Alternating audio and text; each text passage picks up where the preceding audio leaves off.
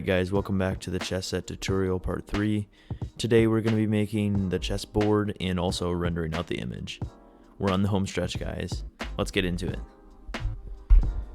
Alright, so in the last episode we finished modeling all of these chess pieces, especially the knight, which was quite difficult to do, but it became a lot easier with the help of the subdivision surface modifier. So in this video we're going to start with the chessboard. So I'm just going to go ahead and add a plane. And I'm going to clear its location by hitting Alt-G. I'm going to make sure this is exactly 1 meter. Sorry, I lied. I'm going to make sure this is exactly 8 by 8 meters. I'm doing this to make it easier to set up the chessboard because as you can see, there are actually squares in this world. So what I'm going to do is I'm going to go ahead and subdivide this, I believe 3 times. And you can see we have an 8 by 8 checkerboard. So now we want to bring all these pieces to ground level.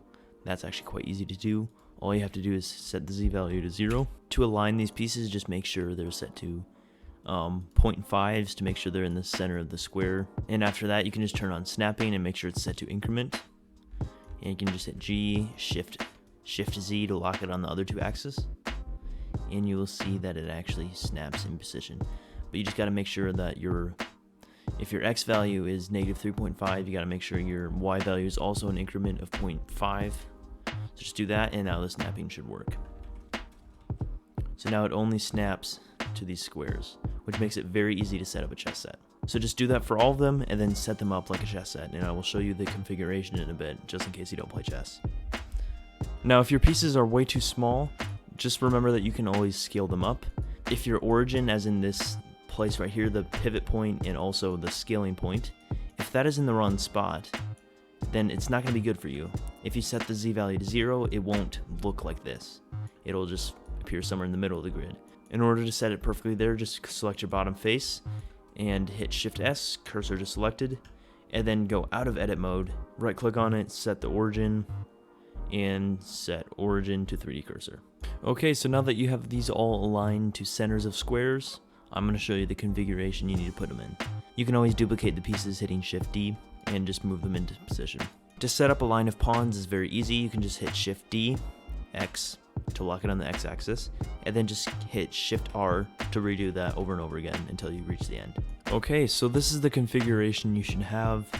From this side it goes Rook, Knight, Bishop, King and Queen, Bishop, Knight, Rook, and then a line of pawns in the front, and just make sure on each side your queens are lined up and your kings are lined up. All you need to do is add anything else you want to the board. If you want to make the board more substantial, you can always extrude it down. Alright, so now I'm going to start in the shading. I'm going to select one of the objects. I'm going to go to the shading tab up here, and I'm going to hit new material. This one is going to be the white plastic. I'm going to change the base color to pure white. And if you want to learn more about materials, go ahead and watch another video. I'm not going to show you guys that.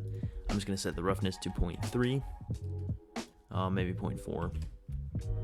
And I'm going to turn up the clear coat to about 0.4 as well.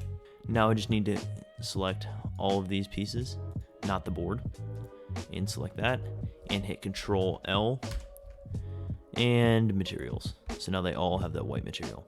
Now I can just go to here, select the white plastic, and copy it by hitting this button right here. And all I need to do is turn the base color down to almost fully black. And now I just do the same thing, hit Control L and materials. So now I have my white and black sides, and I also want my board to be white and black, but not the exact same shade and not the exact same material, because I don't think the plastic is going to really work with that. I'm going to call this white squares. It's also a good idea to name your objects as well, but I don't really care about that. And the roughness is going to be 0.7, which makes it appear less shiny. So that's good for me for the board. I'm obviously going to make another one and call this one black squares. So if you'll look at a chessboard, you'll notice kind of how they're set up. You'll notice that the black queen is sitting on the black square and the white queen is sitting on the white square. So right now my entire thing is black. So I know the white queen has to be white. So I'm going to go to face select this one, select that one, and I'm just going to select all of them in a checkerboard pattern. Now once I have them all selected, I can just go ahead and add a new slot here. I can go ahead and swap this slot to white squares and hit assign. Okay, now I have that. But I also want these edges to be white.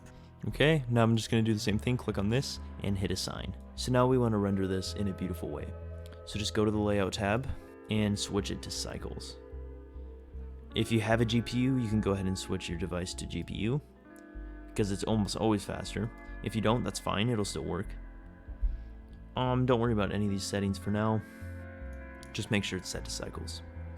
So right now we have one lamp, which is a light source, and we also have this camera.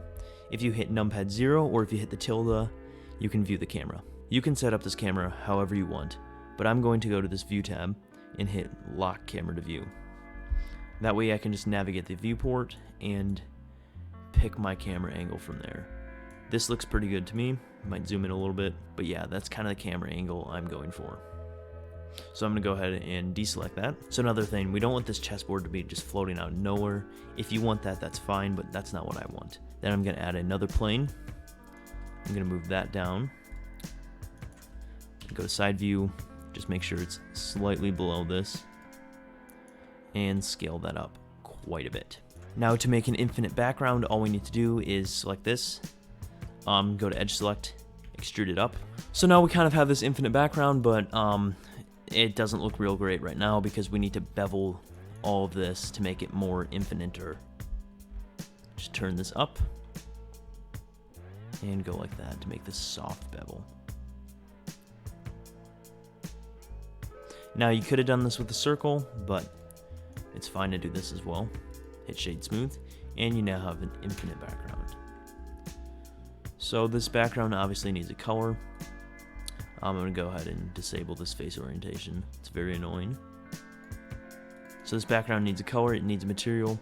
I'm going to hit new, I'm just going to make it white, and I'm going to turn the roughness all the way up. I'm going to go to this render tab. If you can't do that, that's fine. If your computer can't handle that, you're just going to have to do it without it. So in render tab, it's all dark right now. It's all gray because there's no light anywhere. For lighting, it's very difficult to make it look great. So what I'm going to do is I'm going to go to the shading tab again, switch this to world. So for lighting, I'm going to go ahead and add a sky texture. And you'll notice that it has a certain direction and stuff. You can change sun size, elevation, rotation, all this wonderful stuff. I'm gonna go back into the camera view, and you can see it looks like we're playing chess on a very, very sunny day. I personally really like this look. If you don't, you can always download an HDRI and use that as your background. You can mess around with different lights such as area and sun lamps. But honestly, I think the sky texture looks really great for this. But yeah, feel free to experiment as much as you want. Chess pieces are quite small, and there's this wonderful thing on cameras called depth of field. Depth of field basically blurs different parts of the image based on where the focus is. If you ever use an iPhone camera, it's very annoying, but it's obviously something you have to work with, and on really small objects, depth of field is very shallow. So we're going to go ahead and add that in. So if I go to my camera and I click depth of field, and I turn this f-stop down, you're going to notice that it's very blurry in some areas. So now you need to choose where you want your focus to be by changing this distance. I personally want my focus to be, I would say on that pawn right there. So I'm just going to move this until it looks perfectly clear to me.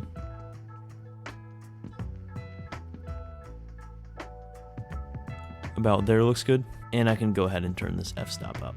So if I go back into render mode, this is what my render looks like. That's pretty much all there is to it to making a chess set. If you've made it through all of these videos, I want to say a big thank you for watching, and yeah, I'll see you in the next video. Goodbye.